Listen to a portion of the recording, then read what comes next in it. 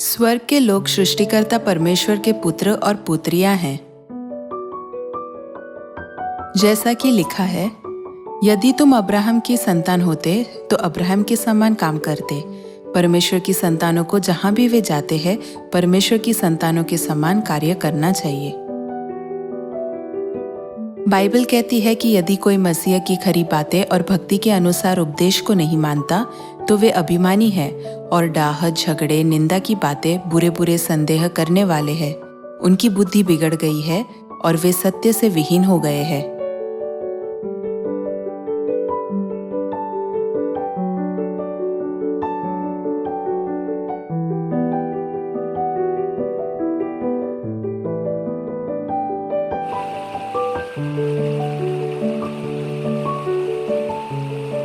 भक्ति के अनुसार उपदेश को मानने का अर्थ है परमेश्वर के वचन का पालन करना और उस पर बने रहना। जब हम परमेश्वर के वचनों के करीब होंगे तो हम खुद को नम्र करेंगे और उद्धार पाएंगे।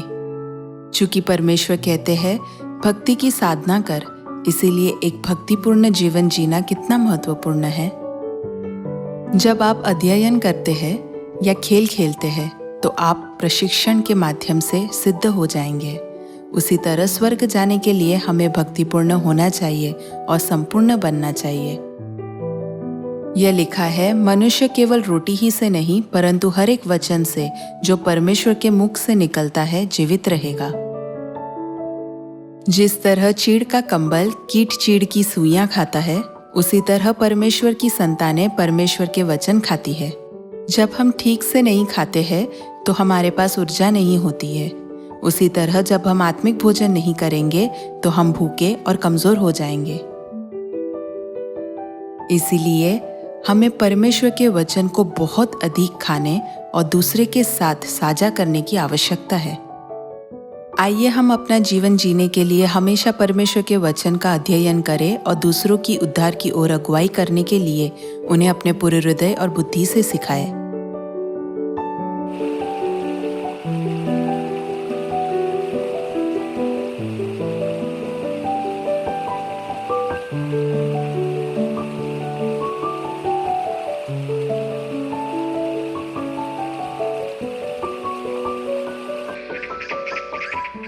हमें बाइबल में कुछ भी जोड़ना या घटाना नहीं चाहिए। इसके बजाय हमें बाइबल को वैसे ही सिखाने की जरूरत है जैसी वह है। यह लिखा है, स्वर्ग का राज्य खमीर के समान है जिसको किसी स्त्री ने लेकर 3 पसेरी आटे में मिला दिया और होते होते वह सब खमीरा हो गया। यदि आप एक रोटी बनाने के लिए पर्याप्त आटा बनाते हैं तो केवल एक ही व्यक्ति वह खा सकता है, लेकिन यदि आप इसमें खमीर मिलाते हैं तो यह बड़ा हो जाता है जो कई लोगों के साथ साझा करने के लिए पर्याप्त है। उसी तरह यदि परमेश्वर का वचन एक कठोर मन वाले व्यक्ति में प्रवेश करता है जो केवल अपनी परवाह करता है और दूसरों के साथ कुछ भी साझा नहीं करता है, तो वह दूसरों के साथ इसे साझा करने की इच्छा रखते हुए वचन को अपने पास नहीं रख सकता है। जीवन के वचन के द्वारा दूसरों को बचाने के लिए पवित्र आत्मा की आग उसमें विकसित होती है। इस सत्य को प्राप्त करने से पहले आप अपनी शारीरिक अभिलाषाओं के अनुसार जीते थे, लेकिन चूंकि अब आप परमेश्वर के संतान बन गए हैं, इसीलिए आपको ऐसा नहीं करना चाहिए। बपतिस्मा लेने के बाद हम मसीह में अनुग्रह के राज्य में आ गए हैं। यदि आप सही कार्य करते हैं तो आप अनंत स्वर्ग में जा सकते हैं।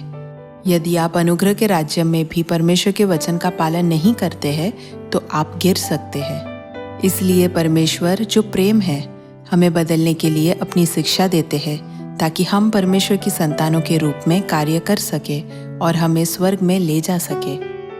चूंकि हम परमेश्वर के वचन से दूर रहने पर शैतान के खिलाफ खड़े नहीं हो सकते, इसलिए परमेश्वर बार बार अनुरोध करते हैं कि हम परमेश्वर के पूरे हथियार धारण करें और वचन की तलवार ले। हम अपनी क्षमता से कुछ नहीं कर सकते क्योंकि हम पापी हैं। वह परमेश्वर है जो हमें सब कुछ पूरा करने की अनुमति देते हैं। इसलिए हमें हमेशा सर्वशक्तिमान परमेश्वर से प्रार्थना करनी चाहिए।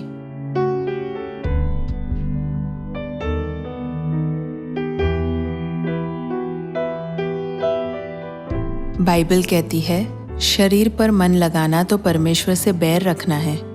जो शारीरिक दशा में है वे परमेश्वर को प्रसन्न नहीं कर सकते। हमें पापी स्वभाव की अभिलाषाओं से परमेश्वर के विचारों को नहीं हटाना चाहिए, लेकिन हमें इस पृथ्वी पर परदेशियों के रूप में अपना समय व्यतीत करते हुए परमेश्वर के वचन से डरना चाहिए। हमारे एक भक्तिपूर्ण जीवन जीने और भक्ति के अनुसार उपदेश को मानने का कारण यह है कि हम स्वर्गीय नागरिक हैं। जो लोग स्वर्ग जा रहे हैं उन्हें परमेश्वर की शिक्षा से सहमत होना चाहिए, भक्तिपूर्ण बनना चाहिए और परमेश्वर के वचन के अनुसार जीवन जीना चाहिए। अब परमेश्वर हमारी दीनहीन पापमय देह को अपनी महिमामय देह के समान बना रहे हैं।